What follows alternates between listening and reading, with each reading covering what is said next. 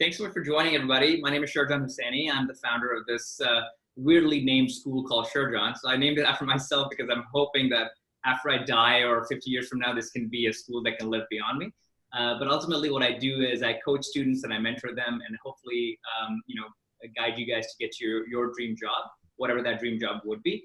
So, today's topic, we're going to be covering a little bit about just getting into some of these business fields. So I'll give you guys an introduction about myself. Then after that, I'll tell you guys a little bit about what investment banking is, what venture capital is. Those are two industries that I've worked in. And then after that, I'll give you guys some tips that you guys can use in your own career search, especially during this weird time of COVID, which has changed everything for you guys, especially recruiting and networking. So I'll be focusing on those topics. But what I want to do is I want to make sure that everybody who is, joined on and is here, I want you guys to ask me as many questions as possible. I don't want anybody to be shy. I don't want you guys to think that, oh my God, this person worked at Google or Morgan Stanley, who was a vice president. I don't want you guys to think anything like that. I want to be as candid as possible. So all questions are fair game. You can ask me about, my paintings. You can ask me about if that phone is real. You can ask me about, salaries. You can ask me about hours in these industries. Anything is fair game. All right. So this is your one free pass, and it's not going to jeopardize your job as you guys interview for some of these companies. All right, cool. So everybody's good with a thumbs up on this? All right, awesome. Well, thanks for joining, everybody. So I'm Sherjan. I'm originally ethnically from Pakistan, but immigrated to Canada when I was a kid. So I'm in Canada right now. I'm in Toronto. And so I was an engineer, an aerospace engineer when I was in undergrad. And I really sucked at engineering. I wasn't a good engineer. I had a really low GPA, under 3.0. Which is not what you need to get into some of the good firms that you'll probably be trying to get into. And you definitely don't want me to be designing planes, so they're not gonna go too far. So as an engineer, I tried my best to get the best jobs I could possible. Wasn't that lucky. And graduation for me was in 2009. So this is almost 11 years ago, which was another recession. Some of you may not know, but there was another recession, financial recession in 2009. So as you guys will be going through another recession coming up or currently, you will face a lot of the same, pressures as I did, or a lot of the same headwinds. But anyways, I tried my best, couldn't get into any, the top investment banks that I was really hoping to get into. And my only option was to do a second degree. So I went to UCLA for a master's, and I did a master's in financial engineering in the business school. So that was my second chance in life. I got in, and I was one of the youngest kids there because most people in business school are usually 28, 29 years old. I was 22. But I had one mission, which was hey, I'm just going to network as much as I can and meet everybody who's from UCLA. It doesn't matter how old or young they are. I'll try to learn from them and try to, fix my own career path and prepare as much as I can so I can get into some of the, big names like Goldman Sachs and Morgan Stanley and JP Morgan. Those are some of the big banks that you hear about. So anyways, I did that. And after that 1 year, I was lucky enough to get into an investment bank in Los Angeles called Houlihan Lokey, which covers middle market, which basically means medium-sized deals. But then after that, after finishing 4 or 5 months of that, I was like, you know what, I definitely want to go work at a bigger or better firm. And to me, that was Morgan Stanley. So Morgan Stanley, as some of you may know, is one of the bigger investment banks in the US. And their best investment banking or top investment banking group that they have is the group that covers the tech industry. So the tech industry, as you guys know, is Facebook, TikTok, Uber, Airbnb, those kind of companies. And those deals are run by a group on the West Coast out of Menlo Park, which is near Stanford. So I joined that lateral, which basically means going from one company to another company, and did investment banking as an analyst at Morgan Stanley in their tech group. So after doing 2 years of that, a lot of people change careers, especially when you join firms in consulting, banking, those kind of industries. A lot of people don't stay beyond 2 to 3 years. And after that, they either go do their MBA or they'll go join some other industry. So it could be private equity, it could be venture capital, it could be, joining industry itself. So if let's just say you've worked with a lot of tech companies, you can go join Google, Facebook, those kind of companies. So after finishing 2 years of investment banking, I left the world of investment banking and I joined Google. And Google was starting a new group called Capital G, which basically is Google's investment arm. So whenever you see, Google putting in money or these big companies putting in money into other companies, that's how they do it. They use an investment arm that's internal to that company. So anyways, I joined that team. It was a 5-person team back then. And I was at that time, probably 25 years old. And for me, I was really excited about, investing in, up and coming tech companies. 1 second, guys. Hey, sure, John. You know what it is? Okay, cool. No worries. So So I had to basically then, as the junior person who didn't have any responsibilities at home, I didn't have like my partner or the bosses that were our managing partners. They had a lot of responsibility at home where they had to stay in San Francisco with their kids and their family. I was the young single guy, so I loved getting on planes and flying to different parts of the world and finding companies that were not in the U.S. So for me, I would be in China, Taiwan, Singapore, Asia, predominantly Australia, finding interesting startups that Google could invest in. And that was my job for the next 2 years. So that was a lot of fun, and I enjoyed that a lot for over 2 years. And after doing that for 2 years, I wanted to do more stuff in Asia. So Morgan Stanley was like, hey, why don't you come back to Morgan Stanley and come help us build the practice in Asia. So I joined the Hong Kong team in 2015, and then became a vice president there, helping in helping the private equity sector in that part of the world. So that was me for the next 2 years. Really enjoyed it. And in 2017, I decided enough with the corporate world.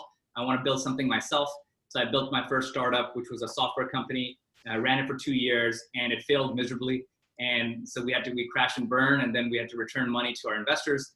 And then 2020, I've been just focused on this stuff. So this school that you see, this online coaching school that you see here, this has been around for 10 years now. Obviously, it wasn't online for the last 9.5 years. It's been online because of COVID, but historically, it has always been offline, in-person workshops and events. And I started this in 2010 because I had a non-target background. I came from a non-target school, international student, low GPA, all those things. But I was passionate about joining something like an investment bank or a big tech firm, which is usually hard to break into if you're not coming from a target background. So because I broke in, I knew there was thousands of other students just like myself who could use some of the stuff that I had learned in my life and probably do better than me. So that's what I started doing, and slowly it grew and grew. And fast forward to today, I've taught over 20,000 students, and that's kind of something that I love doing. So anyway, so that's my personal background, guys. And by the way, as you guys have questions, just like start dropping them in. You can also send me a private message on the chat, just selecting me, so that if you don't want to be if you want to be anonymous, that's totally fine. So let's move on to the next topic, which I wanted to discuss. I know you guys are marketing association, but it's always important, especially, actually, I would love to see if you guys can raise your hand in the chat. There's a little raise hand button. I would love to see how many people are freshmen and sophomores, so early part of your education background. So I'll just get an idea there. Okay, awesome. Quite a few. Okay, cool. So a lot of the other ones I'm assuming would be juniors and seniors. All right, great. So look, as you guys are starting your career, the first 4 years of your career, which you haven't even started a full-time job yet. So there's a lot of things that you can do and explore. And sometimes what happens is a lot of young people, they start following the herd mentality and joining firms that their friends are joining, or the cool kid on campus is working at McKinsey, so you have to work at McKinsey. I think that's a wrong approach. You should definitely take this time and think of yourself as an alien who just showed up to planet Earth. And with that I mean is imagine you're an alien, you showed up to planet Earth, and the first stop you make is the ice cream store. So you go to the ice cream store, there's 40 flavors, and you don't know which flavor you like because you've never tasted any of the flavors. So as an undergraduate student or even a graduate student, take your time to go taste as many flavors as possible, just so you know, hey, what else is out there? So as you guys are in the world of Arizona State University, you obviously are the Marketing Association, but there's a million other professions out there that you could at least get a taste of. And the best way to do it is to go talk to people and to network with them. So end of this workshop, I'll talk to you guys a little bit about how you guys can do that. But I just want to give you guys a couple of flavors of what investment banking is and what venture capital is, the two industries that I've worked in. So investment banking is one of the premium industries, especially for young people to join. It's one of the best boot camps you can join because you learn so much in such a short period of time. The firms that you've heard of in the world of investment banking are firms like Goldman Sachs, Morgan Stanley, JP Morgan, those kind of companies. Predominantly when they hire you, they usually hire you, when you're in junior year. So your junior year internship, summer internship is the first time you'll get to work in an investment bank. And then if you do well, you'll join full-time as a full-time analyst in investment banking. So what investment banking is this? As a company, so imagine you're TikTok. So a lot of you guys know what TikTok is. TikTok right now is trying to sell their US operation, right? When they have to do that, they have to figure out how much should this US operation be worth, right? Now there's a value to that. And to find that value, not everybody can find it. So that's where investment banks come in play. So TikTok goes and hires, let's just say Goldman Sachs, and says, hey Goldman, how much should we sell our US operation for? So someone at Goldman Sachs is going to create a team of 10 people, right? So it's going to be a managing director, a director, a vice president, an associate, and an analyst, plus a bunch of interns and some of the back office folks. And they'll go analyze TikTok's operation. They'll figure out how much, what the business is, revenue, users, all those metrics, growth rate, especially US specific numbers. And then they'll figure out what this, US stake of the business should be worth to anybody buying. So they'll be representing TikTok and helping TikTok sell that US business, right? So it's just like you getting a real estate agent to sell your house. That's similar to what an investment bank does for large companies. Similarly, the company who's buying TikTok, so right now, like historically speaking, last week, it was Microsoft was in the game. Obviously, Oracle was in the game, but now it's only Oracle that's in the game, right? So Oracle also hired an investment bank to figure out, hey, how much should we buy TikTok's US assets for? So they'll work with Oracle. They'll figure out, what are some of the synergies Oracle and TikTok would have, and advise the team at Oracle to be like, hey, don't pay more than $20 billion or $30 billion or whatever the number is. So as an investment bank, you're basically in the middle of a lot of these transactions that you guys see, especially anything that relates to, money changing hands. So in this situation, obviously a sale happening, or even, for example, a company going public, right? So if, let's just say you're a company and you want to raise money, right? Just like as a person, when you guys want to go raise money, you go to the bank and say, hey, I want a loan for this house that I'm buying, a mortgage. Companies also have much larger needs, right? So for example, Apple wants to create a new factory in Vietnam, for example, right?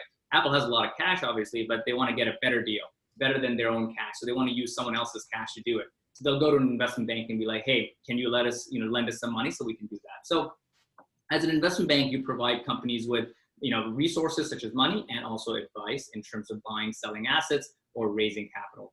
So as an analyst, as a young analyst or someone who just joins after undergrad, the things you do are obviously like this. I'll walk you guys through a day in an investment banker's life. First thing is, it sounds cooler than it is. It's not that, hard of a job. It's basically you're using 3 softwares daily. So you're using Microsoft PowerPoint, Microsoft Word, and Microsoft Excel. That's basically what you're doing. So anybody who comes up to you and says, hey, I'm an investment banker and I'm some hot shit, you're not, right? It's just another job. So I don't want you guys to be like, impressed by a Goldman Sachs business card or something like that.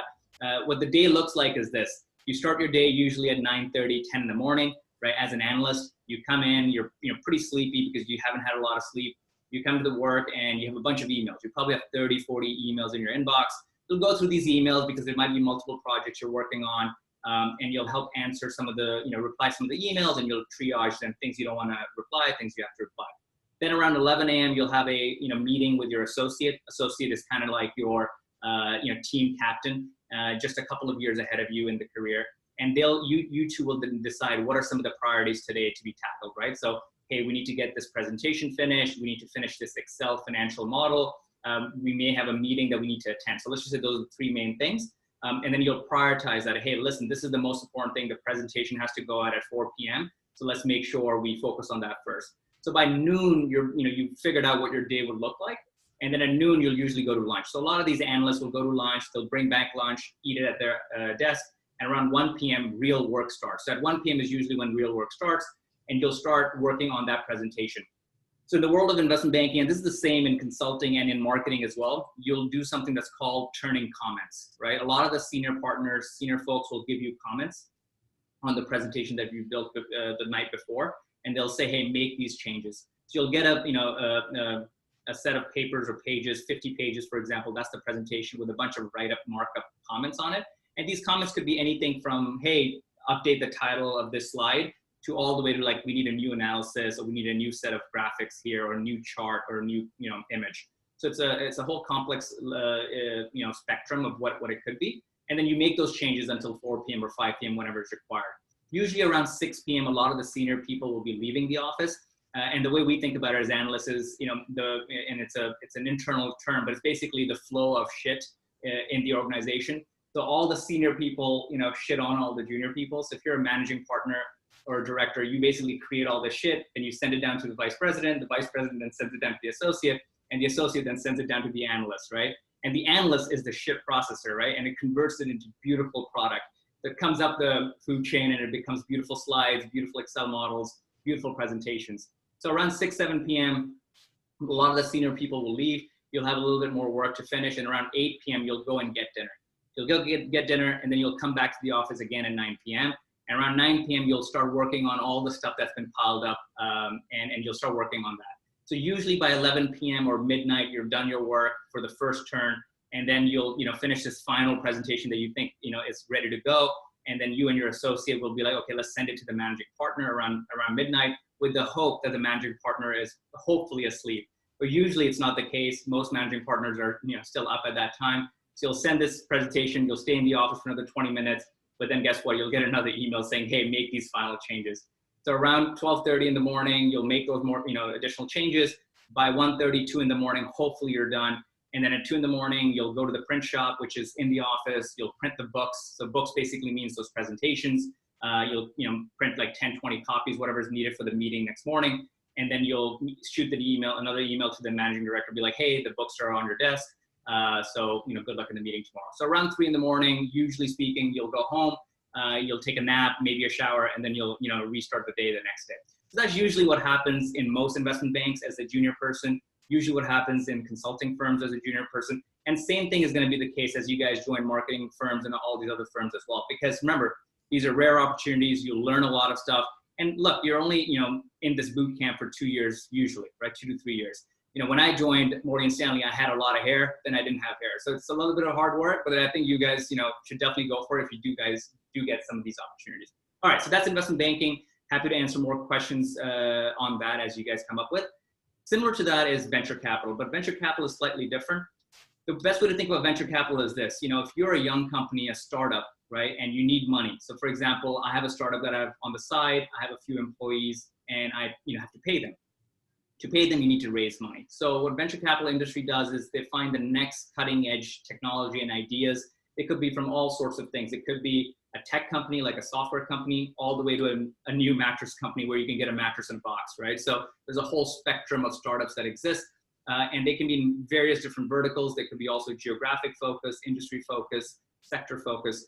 The whole idea of VCs is that as a VC or a junior person in a VC, your job is to go find interesting companies and meet with their founders, which is a lot of fun, right? So you go see the coolest thing. So imagine seeing TikTok 7 years ago or 8 years ago when it was nothing, right? Imagine seeing Airbnb. I remember one of the accounts that I worked on when I was at Morgan Stanley.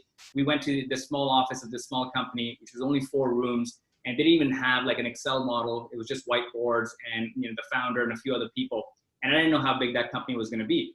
Back then, that company was called Air Bed and Breakfast, and now that company is multi-billion-dollar Airbnb. So you see some of these things which you'll never see you'll never realize can become big, but it's really interesting to see something at a very, very early inception stage. So venture capital basically is find these companies early on, meet with their founders, research and analyze them, see if they have potential, see how good the team is, see what their potential is in terms of competition, the moat, the geography, and all that stuff.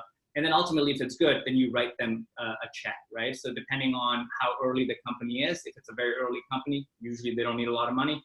If it's a later stage company, they do need a lot of money. So that's what venture capital is.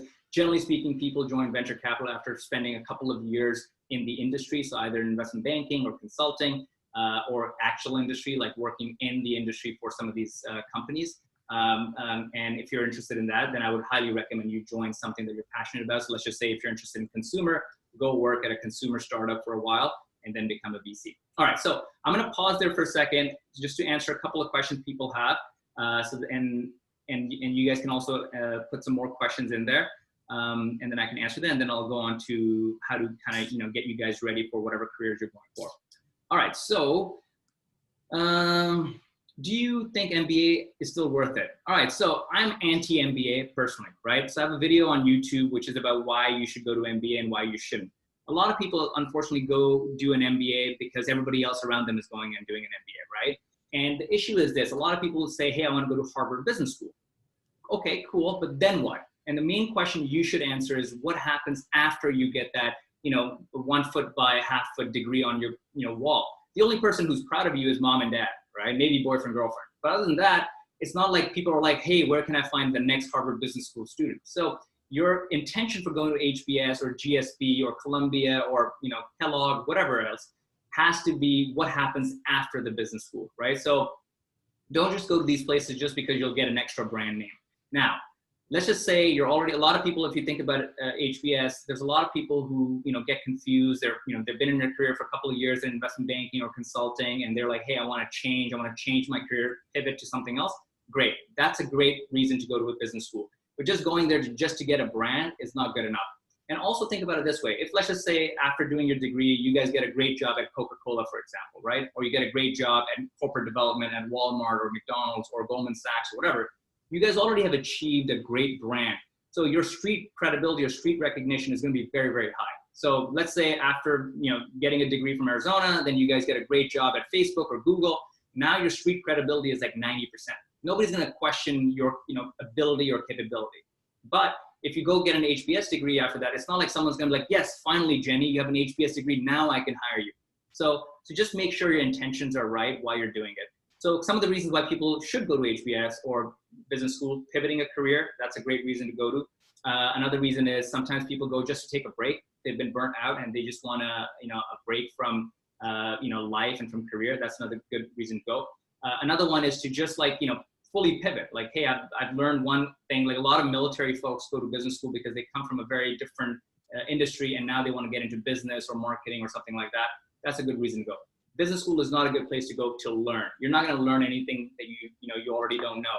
And if you want to learn something, I would recommend you take that same $200,000, $300,000, with what it's going to cost you, and start a startup, right? A startup is a great way to go learn a lot of these things. Anyway, so that's kind of my answer for the business school. Next one quickly, what made you decide leave investment banking and go into startup? So I was 30 years old. I had done enough, work in the investment banking world. And what happens in the world of investment banking is you learn a lot of stuff very quickly. And that's the same in consulting as well, and marketing as well, probably.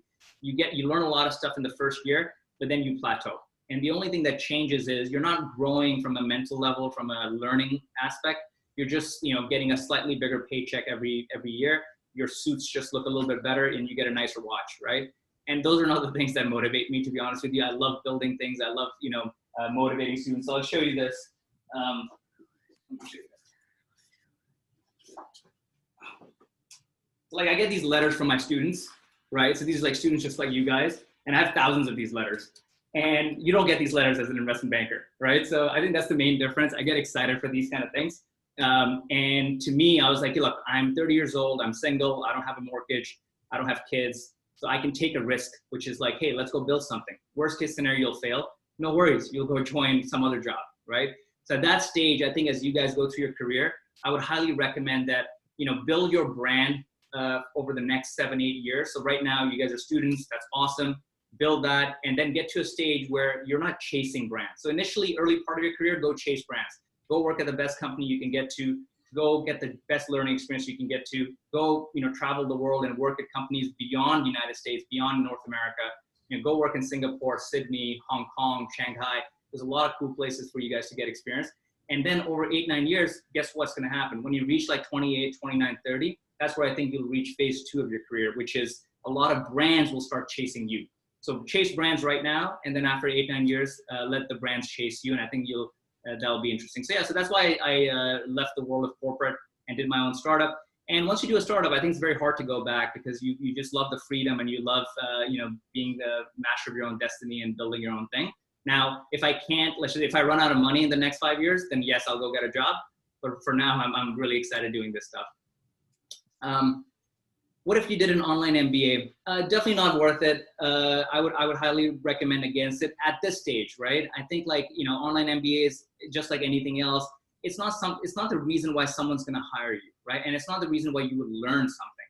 So just getting another degree, which says MBA, I don't think it's relevant. Look, I think the MBA was a degree that was designed 50, 60, 70 years ago, in my opinion. That's when it was relevant because the world was moving from an industrial, type of industry where people were working at Ford Motor Corporation and factories, and then they needed more business-minded folks with leadership and strategy and marketing and those skills. But now you guys know marketing better than I do. You guys know strategy better than I do. All that stuff you guys are learning. So just as a person with all the knowledge we have, the technology we have, stuff that we do on a daily basis, you don't need to go to business school to get that label. And I think more and more people and companies, I think, are moving away even from a professional education degree. Google just announced they're launching their own university where you don't have to pay Google anything, right? You just go take this 6-month program and then you'll get a job at Google, right? That wasn't the case historically. You needed a degree with a high GPA related to comp sci or something like that. So I would highly recommend you guys look into those things versus doing an online MBA. All right, so I'll do one more question and then I'll give you guys another tip and then we'll come back to the questions. And look, I'll stay late guys, so if you guys have other questions, we can always chat later as well. Where did I go? Okay, so did I lose you? Oh, there you go. Can you tell us a little bit about financial technology or finance from an engineering perspective? It's a little bit of a broad question. I wouldn't know too much about that. Okay, so yeah, being an investment banking analyst seems very laborious. How do you people combat burnout?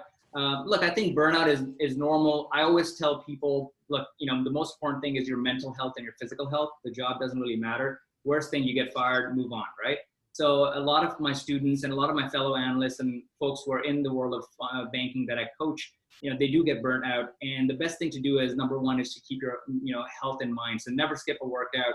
For me, when I was an investment banking analyst, I would work out every day, even if it was 20 minutes, right? Just go for a run, go for a walk, eat healthy. Just do those two things. At least you get your body, the engine, in a good shape. So that's number one. Number two is nothing's that serious and not worth it for you to actually go to the ultimate level. So there's folks who've been in these industries, and not just investment banking, but other industries, who have unfortunately killed themselves, right? So, and that's not good. So there's things like that that can happen because people don't have the right support network around them. They just think the job is too important. There's a lot of social pressures and pressures from friends and everybody else where they need to perform, but it's not worth it. So, putting your hand up when you can't do something is important. So for me, when I was working in that industry, when things got tough, I would just put my hand up and I would tell my boss and be like, look, this is what I can do. I can't do that, right? And you can decide if you want me or not. And most of the times they'd be like, that's fine. So making sure what your boundaries are, how much you can do is important. And the third thing I would say is people people outside of the firm are the most important. For me, when I had it back then when I was an investment banking analyst, I had a girlfriend, so I would actually have dinner with her twice a week, making sure that I'm spending time with people that matter. Similarly, on a weekend, on a Saturday, I would have 1 hour allocated, which was like an early morning hour where I would call everybody that I knew in my life who was important to me, like from mom, dad, sister's cat, like everybody else, all the friends, everybody would get a phone call in that 1 hour. And that 1 hour is a great way because people think, oh my God, this guy cares about us. But the truth is, from my perspective, it's just like, hey, 1 hour allocated to people that matter. So those are some of the ways that I think you guys should also balance, and balance is the key thing. So that's how I think I did it. All right, so let's switch gears a little bit. I want to give you guys a little bit of tips so that you guys can, crush it in your own life. So, so we've talked about all this stuff. What I want to talk about is how you guys can prepare as you guys enter a brand new season. So the most important thing I think you guys should start with is branding yourself, right? Think about yourself as just like any company does. Think about Nike or Apple. When you look at Nike or Apple, they have an amazing brand. And that brand has been developed over many, many decades. And it's the same brand. It's consistent across all platforms. You guys know branding better than me, obviously. So I know you guys will crush the branding game. So if you look at Nike, for example, if you look at a Nike billboard, the Nike website, Nike store, or meet any Nike employee, they all speak Nike, right? They all look Nike, they all speak Nike, they're all branded Nike. So think of yourself as a brand. What that means is everything that an employer, a potential employer would see, from your resume, starting from your resume, to your LinkedIn page, to your Twitter, to your TikTok page, to your Facebook, all things are fair game, right?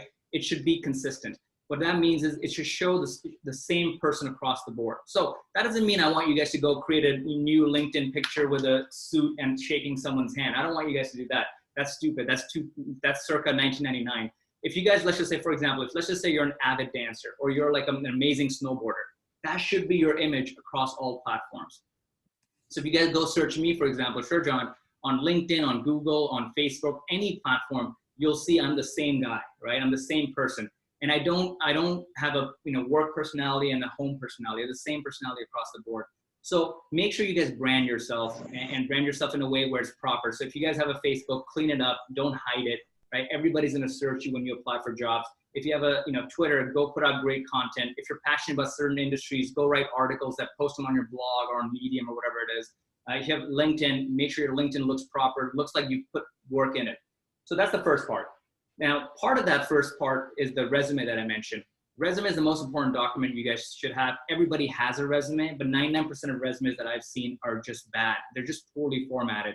And the part that you guys should understand is the resume is the most important document you'll have. And the reason for that is first of all, is what is representing you when you're not there. Every time someone gets your resume, it's you on that one piece of paper, right? And someone who has never met you will make a judgment on it as soon as they see it.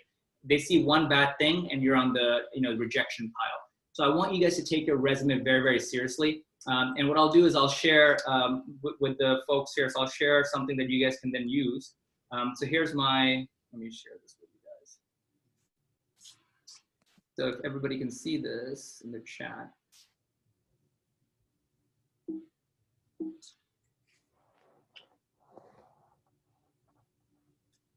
If I can paste this, I guess I can't. I'll share it to you guys in the end. But anyways, let me just find it while I talk. So what you guys can do is you guys can build your resume from this course that I have. It's a free course. It'll take you 90 minutes. Let's see. Let me just share this with you guys 1 second. So I can't get to it. I'll send it to you guys an email in the end. So make sure your resume is great. It's the most important document. The second part is a living document. The reason why it's a living document is because as you guys get more experience every 3 months, you'll start putting that stuff on that resume. So make sure you build an amazing resume that as soon as people see it, they're like, holy shit, this person is awesome. And it represents you. So build your resume. That's number one. Number two is explore, right? So right now you guys are in college and a lot of people don't utilize college as well. And a lot of people go to school to learn. But I think that's the wrong strategy, right? Learning will happen. That's just the default state of going to college. But I think your whole mentality while being in university should be to explore. Go meet as many people as possible who are, senior than you, or let's say you're sophomore. Go meet juniors and seniors who are above you. Go meet alumni.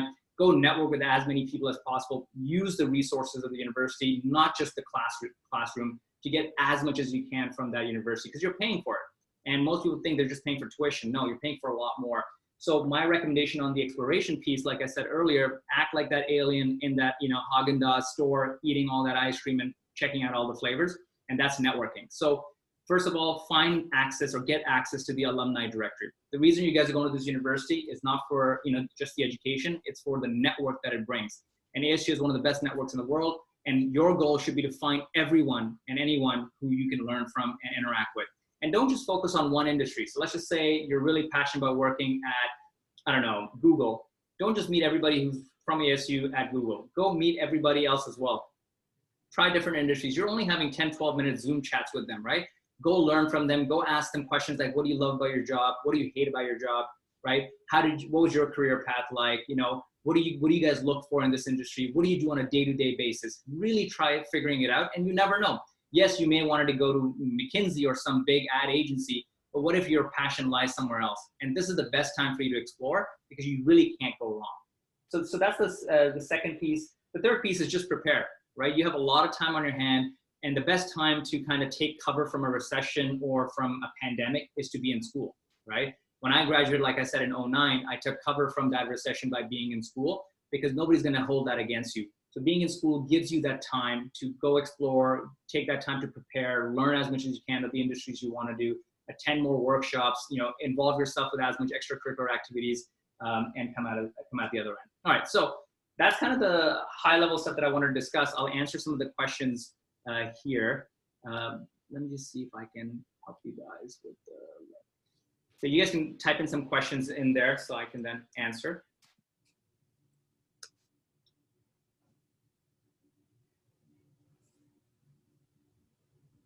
I'm gonna take 1 minute to find this link for you guys.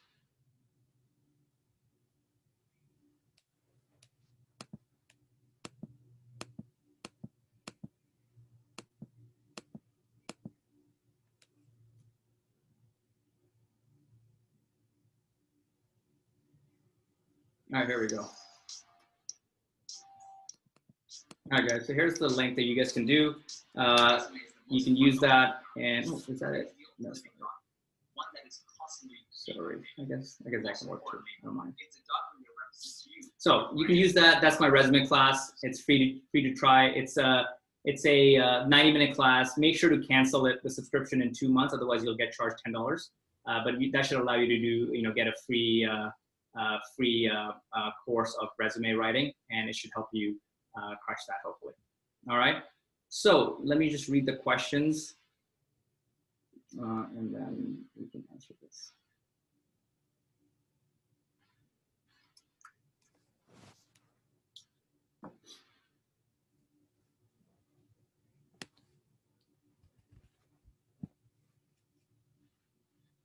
All right, guys, use this link. Sorry about that. That second link is the one that works. All right, so I'm answering questions now. Around when do you recommend working in other countries after working domestically? So yeah, I think, look, once you work for 4 or 5 years in the United States, I think it's a great time for you to go abroad. That's what I did, and it works really well. The only reason I say that is because when you go work abroad, there's a high chance you may want to come back. And when you want to come back, you don't want the US firms to be like, hey, you don't have any US experience. So make sure you get a little bit of a foothold in the US market first, work in New York, San Fran, LA, whatever, and then go abroad. If you do go abroad, my recommendation would be Hong Kong's a great place for you to work. Singapore's awesome. Sydney is great as well. London is awesome. You get to travel a lot. You get to see a lot of different parts of the world. And same with Singapore and Hong Kong. I'll give you an example. When I lived in Hong Kong, in 1 year, I was on 95 flights, right? Like every weekend, you're in a new city, just exploring the world, meeting new cultures, which is awesome. All right. Have you noticed any trends in desirable technical versus soft skills? So as you get prepared for your interviews, a lot of students, what they do is the mistake they make is they focus too much on technicals, and that's the wrong strategy, right? Knowing how to do the job is not worth it when you can't even get the job, right? So make sure you spend more time on the soft skills, the networking, getting your brand out there, getting in front of the right eyeballs, right? That stuff is all soft skills and networking.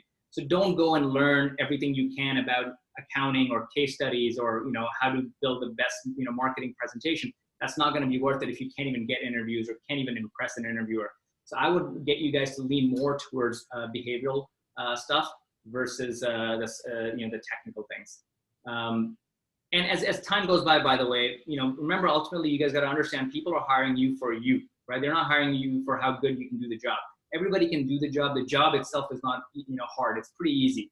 Like I said, you're, adding a few numbers in Excel, you're aligning some images or logos in PowerPoint, or you're writing a Word document. Anybody can do that, right? So the main thing is, do I want to work with this person for 18 to 20 hours of the day, right? Do I want to be stuck in LaGuardia with this person, right? Do I want to have a beer with this person? That's kind of the thing. The fit test is the most important. When building your brand, is it bad to keep social media accounts on private? Yes, don't keep social media accounts on private. Remember, use your channels to your advantage, right? A lot of people, what they do is they'll delete their Facebook or hide their TikTok or whatever it is. That's a wrong strategy. Use it to your advantage and showcase all the awesome stuff that you do, right? Doesn't matter what it is. Make sure people see it. And I think that's great. So don't hide it. And when someone sees that you don't have a Facebook, they just think you're weird, right? If you don't have like a Twitter, or not Twitter, Twitter's fine, but like you don't have some sort of social media profiles, people just think that's kind of weird because this shows that you're trying to hide something. Don't try to hide it. Showcase all the fun stuff you do. All of my stuff is public. So how would you initiate conversation with your mentor, someone with experience in the position you're interested in? So anybody you meet, for example, let's just say you guys, meet someone who's an alumni. And by the way, when I say, find your alumni directory, so everybody here, if you have one thing you want to take from me today is go find access to that alumni directory. If you don't have access to alumni directory because you're an undergrad, go pay some alumni and be like, hey man, I'll take you for a McDonald's sandwich. Give me that password. Get that access, because that's the gold mine. That's, every email in there is super, super important. And then every day you should make a goal of yours to send, these folks a cold email. So send a cold email, short, sweet. Hey, my name is Jenny. I'm a junior at XYZ studying this and this. Really passionate about the industry you're in and what you're doing. Would love to get you for 10 minutes on the Zoom chat and just learn about your career path. If you have some time, my resume is attached. Would love to chat. That's it, right? Keep on, sending those emails out. Start connecting with folks. When you do connect with them, look, these conversations are super, super short. They're not long. They're 10, 12 minutes, 15 minutes maximum. And that's what it is. And you're asking about their career path, their, path through that firm and what they love, what they don't. Now, the second question related to this, how do you maintain those relationships? remember, when you're building these networks, I always put them in, 3 categories. In the first category, tier 1 is just, 4 to 5 people maximum, right? And these are folks that you really want to work for or work with, right? So there's not more than that. Those are folks that you want to check in every 6 months, right? Shoot them a note, be like, hey, Jenny, just want to give you an update. I just got a new internship at this, and this. School year has been awesome. I joined this club. Hope all is well. Don't ask them anything, but you'll always keep them in the loop with what you're up to in your life. When the time comes, when you need that interview or you need that access to them, then always ask, be like, hey, Jenny, I've been, working at this, and this place for the last couple of years. Would love to, get an upgrade and join McKinsey or join this firm. I know you guys are probably hiring right now. Would love to get connected if you guys have a spot, or at least put my name in the hat for the interview. And then folks that are tier 3 or tier 2 who you don't really want to work for, but you just want to know, give them an update every 18 months or so. And trust me, people aren't waiting on the other side like, oh my God, Jenny didn't reach out to me. How dare she? Like, people are busy with their lives, right? So they're not, it'll be fine. So then it's like, what was the one lesson you learned about corporate world and investment banking when you lived abroad? There's a lot more Americans and Canadians working in Hong Kong than I thought. So, when I got there, I was like, oh, it's going to be a bunch of folks from Hong Kong, but they're not. So when you live in Hong Kong, by the way, those of you who haven't had a chance to live there, one of the things I think you'll learn is that it's like going to college, but you're not broke, right? So it's just like, you're young, you're getting paid, you're only paying 13% or 14% taxes. So it's a lot of fun, and you can, travel a lot, all that stuff. So I think that's one thing. But for me, my experience was a little bit different because I was a little bit senior. When you're a bit junior, when you're an analyst, you're working a lot, and people work a lot harder in Asia than they work in the US and Canada. It's just the culture there. So, expect even longer hours and a lot more of a hierarchy compared to the West. But yeah, that would be my high level answer in that. And then also, look, in the world of these industries, the best industry or geography to work in is the US, because there's so much more business, right? I'll give you an example. When I was an analyst in Morgan Stanley in San Francisco, I did almost 11 transactions in 2 years. When I was, in Hong Kong working on this, in investment banking as well, I did 1 transaction over 2 years. So it's just the volume of stuff that you're working on is totally different. Do you think a virtual study abroad internship will be beneficial as non-virtual study abroad? As beneficial as a non-virtual study abroad? No. Look, I think I wouldn't do a virtual study abroad. I think you lose the most important thing that's part of it, which is being in that region and just interacting with people there and living the culture and getting the vibe. I wouldn't do that because look, you're not doing it for other people. That's the important thing. A lot of people think we should do this because it'll look good on my resume. No. Do it because you would get something from it, right? Nobody's going to give you credit for doing a virtual study abroad in Singapore, because that just means you took an online course sitting in San Francisco. So I would do it if you can actually get on a plane, go there and live there for 5-6 months and do it for yourself. Get that experience, absorb the environment by being there. You mentioned MBAs are not valuable as used to. Do you think recruiters prefer candidates who double major or have 2 degrees? So I think, when you think about, your university experience, the most important part for you is get a degree. That's 1. B, get the highest grades you can get, highest GPA you can get. Nobody's going to really care about your minor, I'll be honest with you. As long as you're, somewhat near or somewhat related to the field you're going into, as long as your degree says that, that's good enough, right? Nobody said, for example, if I get 2 resumes and I see someone who's for example, major in economics with a minor in basket weaving, and then there's another person who's just a, major in economics. The person who's a major in economics and has a 3.9 GPA versus the other person with 3.6, I'm just hiring the person with a 3.9. Generally speaking, not me, but people do that. People are very biased because they look at a resume, they have 5 seconds, and they'll make a decision between yes or no in terms of bringing in for an interview or don't bring this person in for an interview. So don't reduce your chances of that. My recommendation is do your best to get the highest GPA possible. Nobody cares what courses you take, because all the stuff you'll learn in college, you're not going to apply. You're going to learn the job on the job. So don't try to make it harder for yourself. So take easier courses that you can. The only 2 people that are proud of you for taking tougher courses are, mom and dad, and they're not going to hire you. So I would highly recommend, get the highest GPA possible. And unfortunately, I think GPA is still part of the game these days. In the future, hopefully people will hire you beyond the GPA. But if someone like me with a low GPA, 3.0 GPA can get there, I'm sure you guys can get there too. But look, if I could rewind time, I would not do aerospace engineering. right? Like I don't use any of that. It's wasted dollars, and I hate it. I wish I had taken something else, but that's the situation. Nobody, like, I don't, when I go to a bar, no girl's like, damn, there goes that aerospace engineer. Nobody says that shit, right? So make sure you guys, don't fall the same trap. All right, do you recommend getting certifications such as Google Analytics, SEO? Yeah, get it. It's not gonna make an impact in you getting the job. Again, it's the whole technical versus connecting with the interviewer. Build behavioral skills, ability to interact with other humans, making eye contact, and smiling and all that stuff. And I have a course that you guys should check, which will help you. And I'll talk to the folks to get you guys a discount. But if you go to sherjan.com, on the top, there's a course. That's my full interview course that all of you guys should take. And it'll teach you all the stuff that I know in terms of behavioral interview training over 11 hours. But having said that, definitely go learn Google Analytics and SEO. Everything that happens, today, as you start any business, or start your own company, whatever it is, or working in a company, in a startup, knowing that stuff is important. So learn marketing, learn how to spend money on Facebook ads, TikTok ads, LinkedIn ads, any of these Google ads, and see if you can get a sale. It's one of the most impressive skills you can learn. Like even to today, I try my best to figure out how I can do that, and it's still hard. So if you guys can figure that out, as you guys are part of the this association, that should be one of your key goals. Would you recommend building a wide variety of skills, especially in a particular area of interest? Or especially in particular. Look, I think as a young person who's still going through college, learn as much as you can. Life will automatically, naturally start getting you into a specialization. The way I think about careers is there's 3 phases to it. The first phase is, from now where you are till when you're 28. And that's the full explore phase, right? So you're just trying everything you can't go wrong.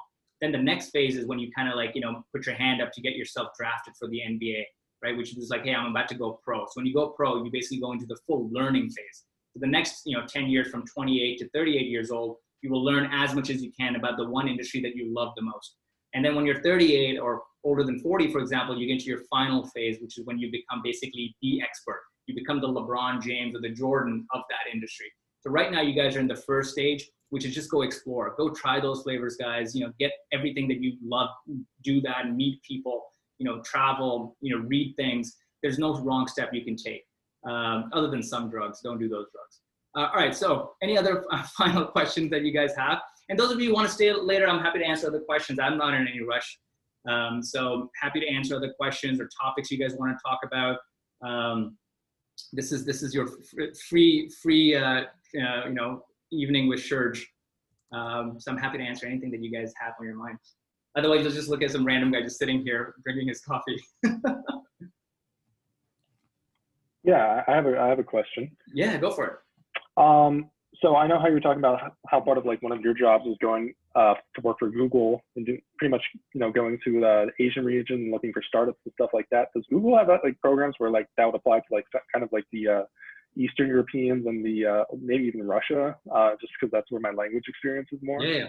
So Google definitely has offices around the world. The investment team didn't invest too much in those parts of the world just because there was more startups coming out of China, India, and that region. So that's why we were focused on that region. But yes, Google does have a lot of teams that are in London, in Eastern Europe. A lot of their server architectures there as well.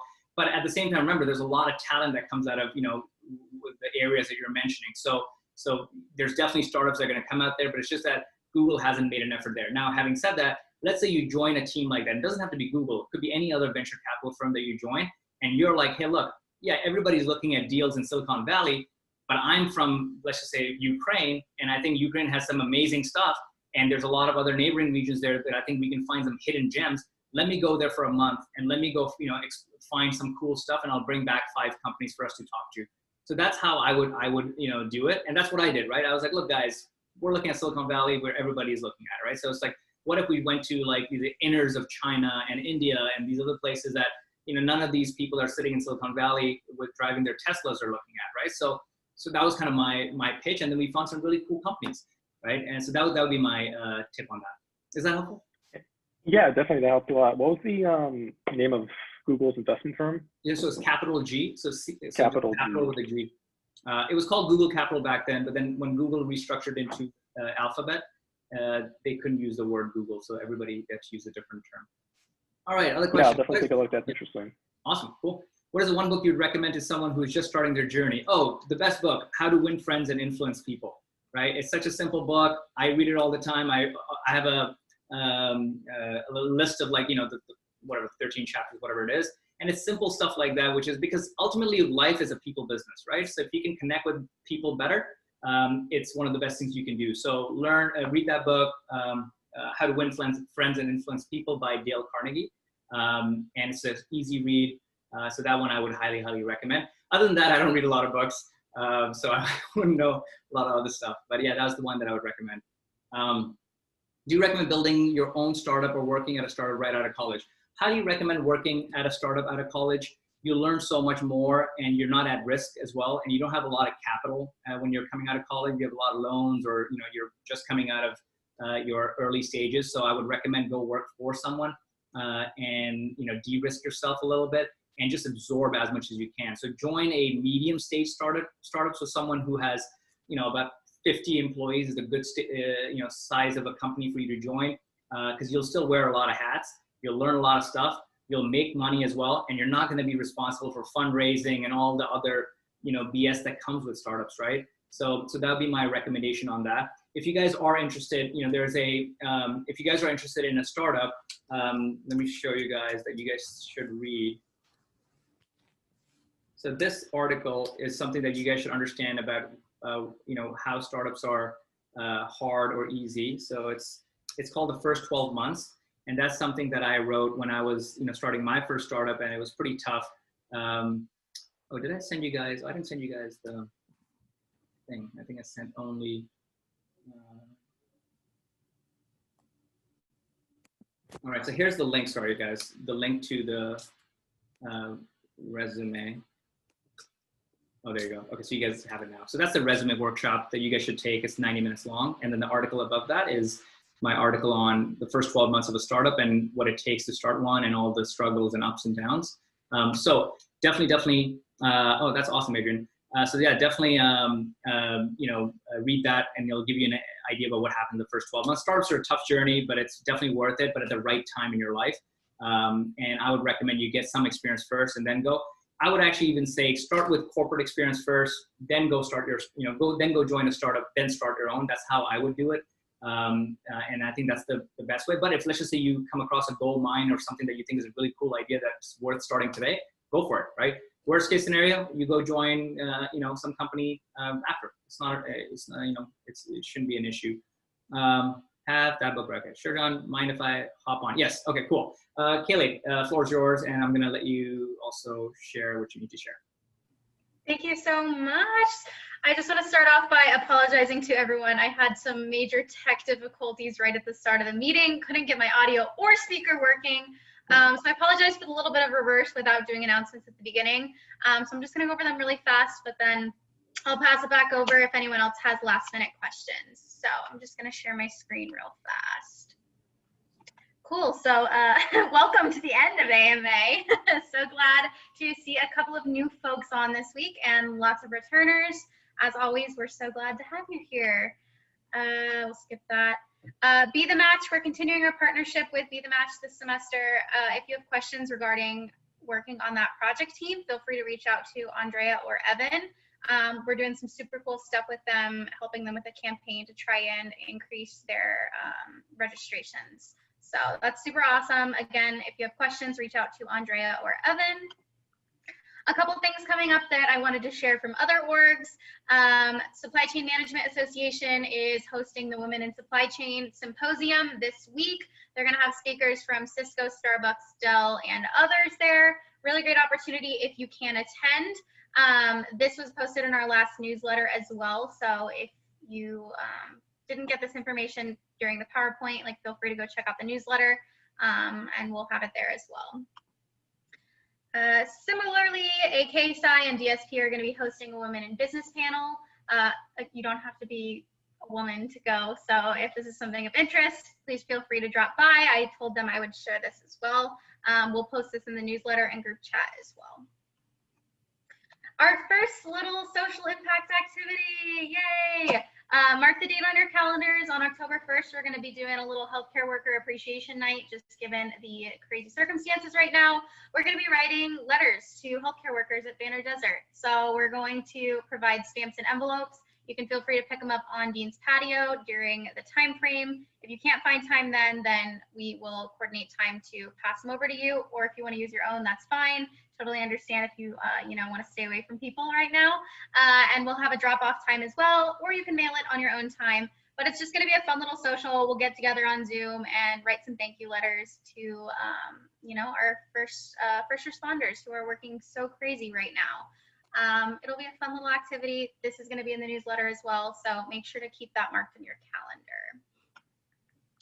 Attendance, if everyone can scan the QR code or go to the link, just fill out your attendance for the day.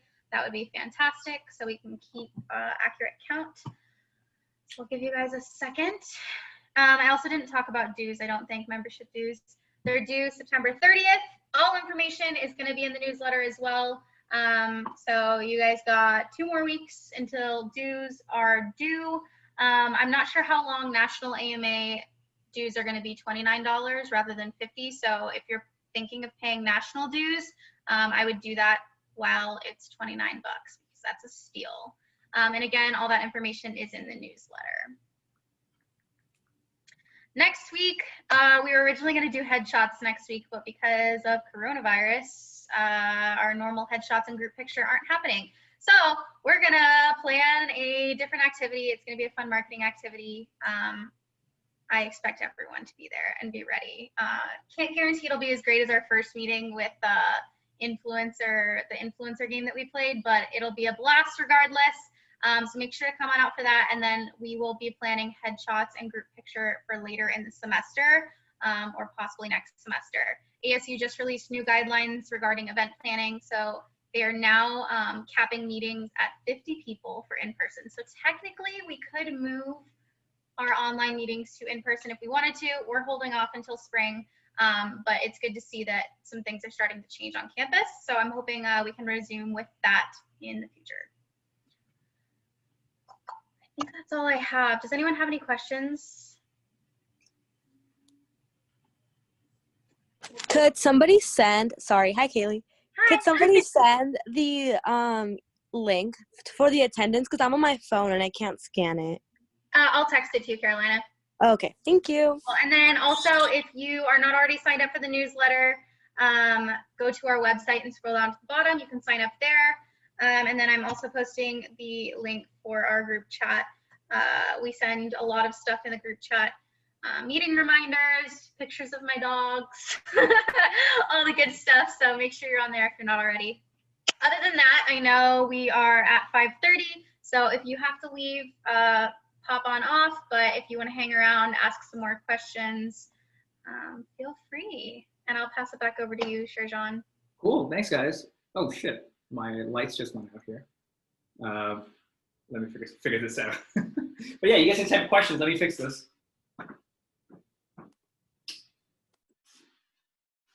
I'm back. All right, questions. Anybody? If nobody has any questions, don't worry. You guys can leave. Totally fine. I appreciate you guys.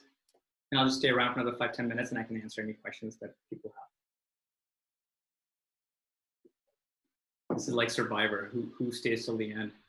I have a question really quick. So I'm thinking about going into tech myself. Yeah. And I was wondering, like, when you were at Google, like, did you feel the imposter syndrome pretty heavily, or what was that experience like for you? As in, like, not coming from tech and joining Google? Right.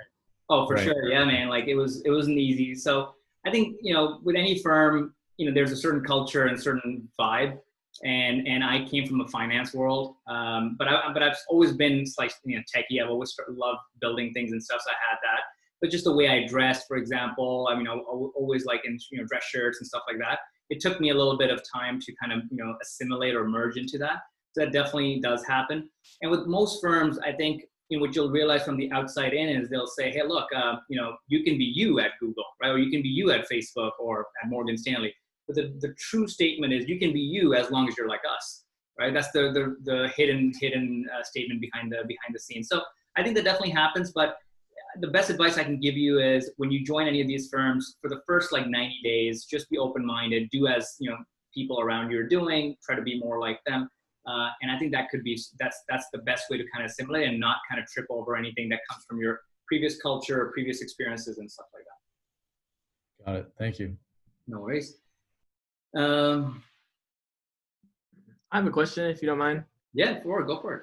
So on the note of social media, you were talking earlier, outside of my education, I'm pursuing like a career as an independent musician. So I use my social media accounts as marketing tools for that too.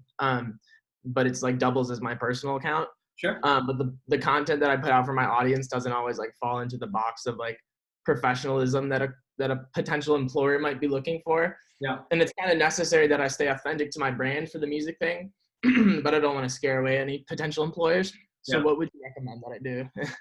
I think the most important part is if there is something that I think, you know, there's some things like, for example, if it's like something that's too political, that can kind of, because you never know who's the one interviewing you and reviewing you, right? Let's say you lean one way or the other way on the political spectrum or some sort of, if you lean some way too much, then it can be taken the wrong way by someone when they shouldn't, right? Because, you know, we live in a free country and all that, but they can't. So my recommendation on that is if there is some stuff like that, I would just hide it. But at the same time, remember, they're not going to dig that much and listen to your music and really listen to every lyric and be like, oh, there he is. There, you know, he was like supporting this other guy. They're not going to do that. So at a high level, I would say be you, right? And as long as it's not too, you know, too out there about like what it is, you're fine, right? So if it's like I have one of my students is is a very famous artist, like a painter, and he has a lot of paintings that sell for over like $500,000.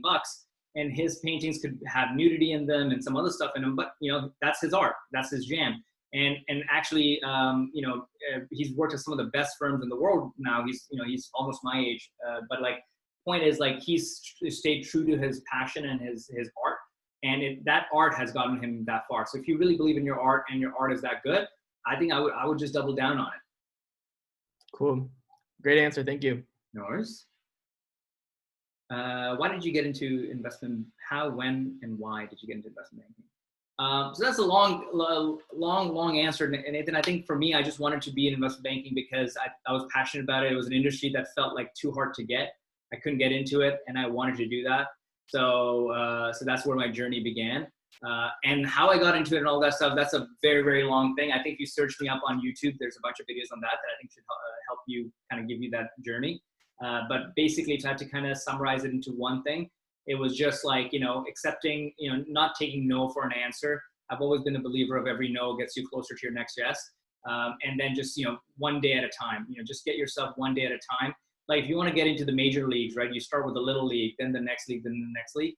And then I kept on doing that. And, you know, if you fast forward that story long enough, you'll hopefully get to your dream job. If not get to your dream job, you'll get close enough. So, and that's good enough, right? So that was kind of the best way. And finally, I would say networking, right? Like just the world and life is a people business. As long as you can keep enough people around you and get them to believe in you, not everybody's going to believe in you, but if you can get a few people to believe in you and let them pull you up, then, you know, you'll always kind of work hard to get there. All right, guys. Well, look, thanks so much for joining. I appreciate you guys. Hope you guys have a great rest of the year. Stay safe. Don't party too much, and good luck. And you guys can, I'll shoot you guys some emails later on. The team will shoot you, so you guys will have the links. I couldn't send the links there, but I appreciate you guys taking the time. All right. Take care. Thank Thank you. you. Have a good day. All right. Bye-bye.